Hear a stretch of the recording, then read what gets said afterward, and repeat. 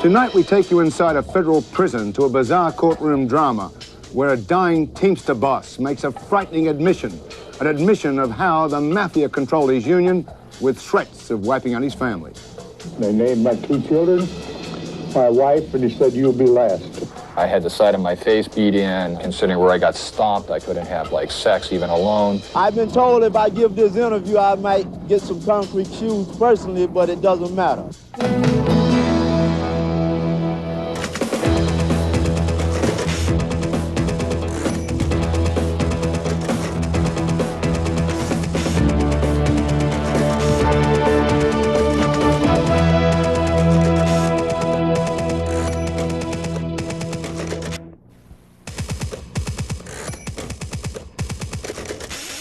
The Teamsters, the biggest union in the free world.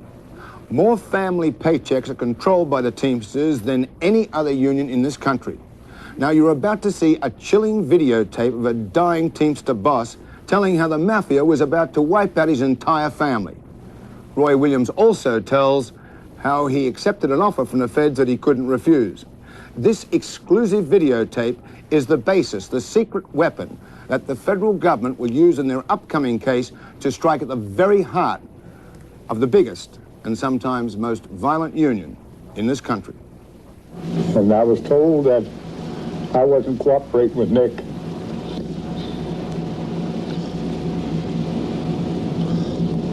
And I better start cooperating. They named my 2 children, my wife, and he said, "You'll be last."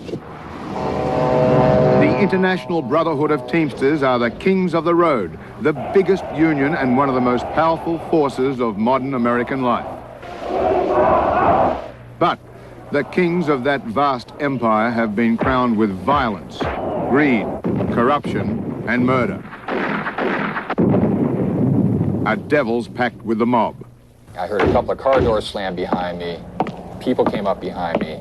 The next thing I know, I'm on the front seat of my car, lying in my own blood and urine, and I had the side of my face beat in, I had a busted hand, I had some cracked ribs. Considering where I got stomped, I couldn't have sex even alone, for several weeks. In our lawsuit, we allege and are prepared to prove over 20 murders. We allege an equal number of beatings and situations in which severe bodily harm was done. Formed in 1903, the Teamsters grew from horse-drawn team drivers to the largest labor union in the free world with almost 2 million members. It was a strong, wealthy union with a rough, bare-fisted reputation in its fight for the rights of the honest working man. It also, in later years, lined the pockets of the mob and the corrupt leadership. Now it faces a different kind of battle.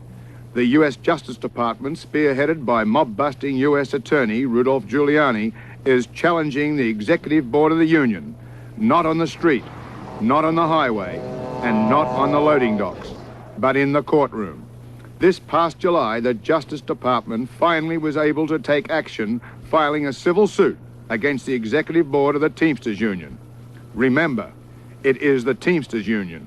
The feds, they want free election. It is a surgical strike at the very heart of where the problem lies and has been for many, many years. And that is with the 18 members of the Teamsters board.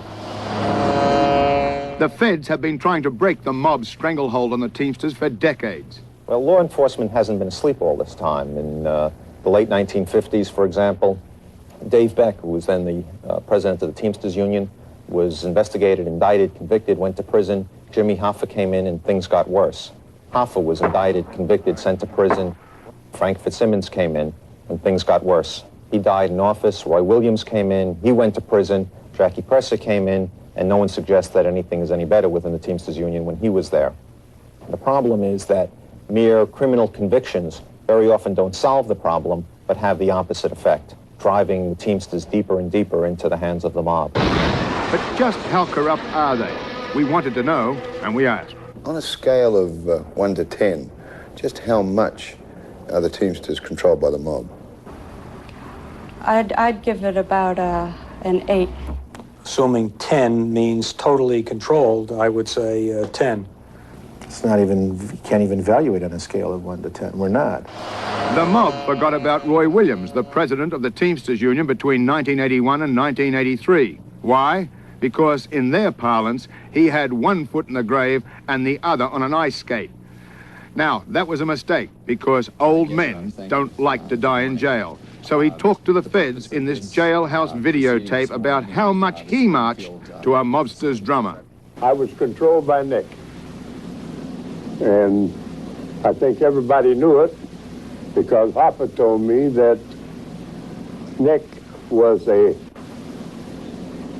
the hierarchy of the so-called organized crime group. And when he threatened me, why, that's when I became his boy. Former Teamster boss Roy Williams was talking about Nick Savella, boss of the Kansas City mob. In his testimony, the feds had gold. It was a key to their face-off with the Teamster Union. Now, who could better explain the mob's love affair with the union than Tony Ducks Corallo, a honcho in the Lucchese mob family?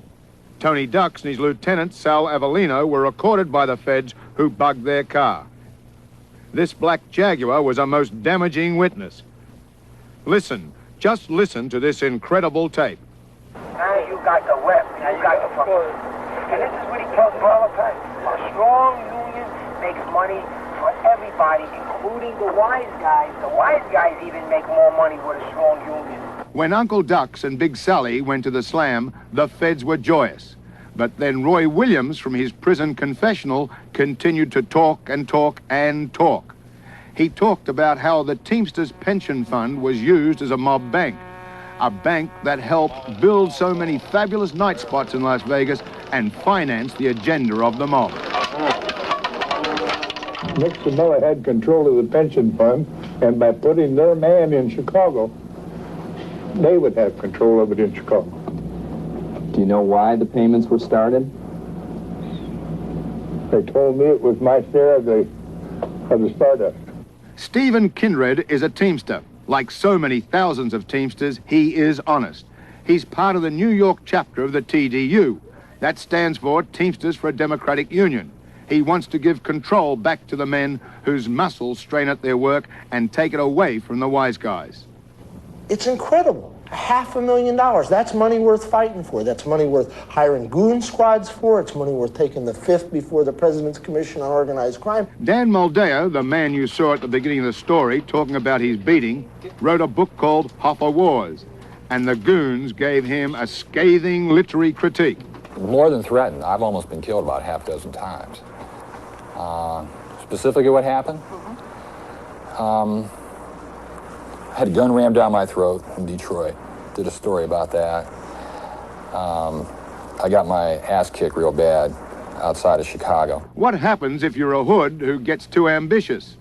Alan Dorfman, financial whiz to the Teamsters, made that mistake. Genovese mobster Sal Briguglio made that mistake. Frank Kierdorf, a gangster for Hoffa, made that mistake.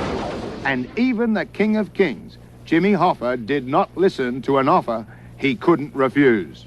Prison songbird Roy Williams remembers well. He tells of just how risky it was sometimes to be close to Jimmy Hoffa when even Hoffa himself sensed impending doom. We used to take walks in national negotiations. And he told me to walk ahead of him on this one night. So he said, I'm not getting along too good in Detroit. Hoffa, James Riddle Hoffa, indicted 7 times. His godfather was Carlos Marcello of the New Orleans mob. Today, Hoffa is either a hubcap or a fender after he mysteriously disappeared on July 30, 1975. Nobody seems to listen to his strongest arm, Joe Franco. Joe says he saw the kidnapping go down. Hoffa was conned because he thought the kidnappers looked like feds. Hoffa was at the point of that pillar where he was expecting documentations from somebody to allow him to go back and take over the international presidency. With that, he walked to his car, got in with an LTD pulling up, a black driver with 2 Anglo-Saxons. They pulled up behind him, got out of the car, walked over to Jimmy, identified themselves. He got out of the car, smiled, shook hands with both of the white Anglo-Saxons. With that, they got into the car, drove off. So when they say I was the last one to see Hoffa, it's not true. somebody saw Jimmy after me. Then there are guys like Bruno Bauer, who was just too dumb to be a wise guy. He bitched about what he thought was a raw deal. He was working for Freedman Express in the borough of Queens, New York. Now, Freedman Express is a legit company, but what happened to Bruno in this chair was strictly illegit. We went there and talked to Danny Tajik, who saw the lifeblood seeping from Bruno. 4 shots in the head are so often fatal. And one police detective asked me what's happened, and he bring me here to see what's happened. I find this chair like that, and Bruno Bauer body was here facing on the floor, was a lot of blood. The thought he was shot by a mugger who forgot to take his money would be funny if a man hadn't died. We talked to his attorney, Susan Janik. Janik is a lawyer who represents a splinter group of the Teamsters. The Teamster Executive Board would consider her a rebel. Well, I think he was murdered because of his activity against the union, because he was trying to get the contract rate of pay and because he was reporting some evidence that he had of criminal activity to the U.S. Department of Labor.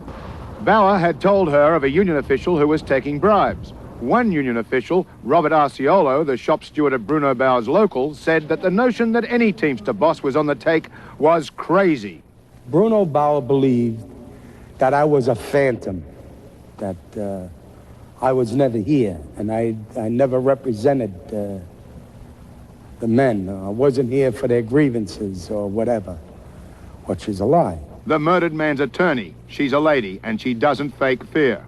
I think you know a lot more than you're willing to tell me.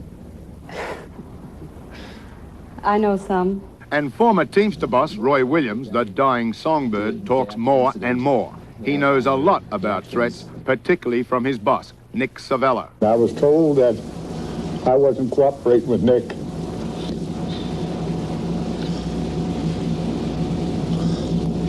And I better start cooperating. They named my 2 children, my wife, and he said, you'll be last. Paul Poulos is a Teamster who says that the Teamster bosses won't let him work. Poulos wanted to kick the hoods out of his union. Now he says the Teamster bosses have blacklisted him and he can't get any work at all. I've been blacklisted in Local 390 in Miami, Teamster Local 390 in Miami, Teamster Local 138 here in Long Island City, Local 282 in Elmont, Local 814, Local 553. It's like a family, is the only way I can describe it. A corrupt, cancerous family. This is Teamster Local 560 in Union City, New Jersey. But it's more than just another union headquarters. This was the personal fiefdom of the Anthony Provenzano crime family. It was like a banana republic, and he was the dictator. Because even when Tony Pro was in the slammer, he pulled all the strings and he raked in all the dough. That is, up until now. And now a bizarre situation. This man, Ed Steer, is a Fed.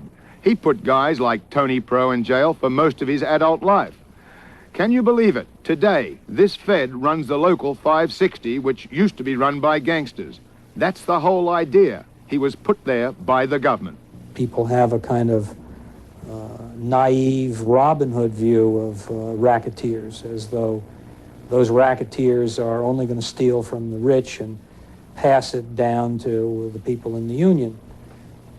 The members of a union who have been the victims of labor racketeering know better.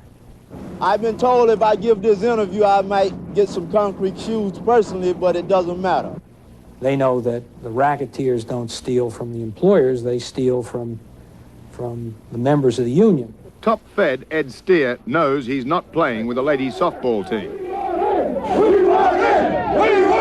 I mean, it wouldn't serve anybody's purpose to try to intimidate me. I've been involved in law enforcement for a long period of time, and if I left here, somebody else would replace me. Okay, how much is the Brotherhood of Teamsters Big Brother? The fact that you've got the president of the International Brotherhood of Teamsters, with such vast resources, economic resources, political power at his disposal, ought to be shocking in itself. But the Teamsters see federal intervention as old-fashioned union busting. What I'm saying to you is he will not destroy the Teamsters Union. The new president, William McCarthy, who perhaps has been unfairly linked by the Los Angeles Times to late mafioso Raymond Patriarca, angers at the accusations of mob influence. And that's lousy, that's rotten, that's dirty. It's not fair. Songbird Roy Williams has, by his own testimony, given the feds the ammunition they need. But Williams, well, he didn't come for free. Can you tell us what that document is? Yes, it's an agreement between the Justice Department in New York, granting me immunity. Teamsters have organized, can you believe, police departments, prison guards, and even workers in the space shuttle program. The Teamsters, because they are rough, tough guys, hate a rat. But they even represent Disney World's Mickey Mouse. Can Superman be far behind?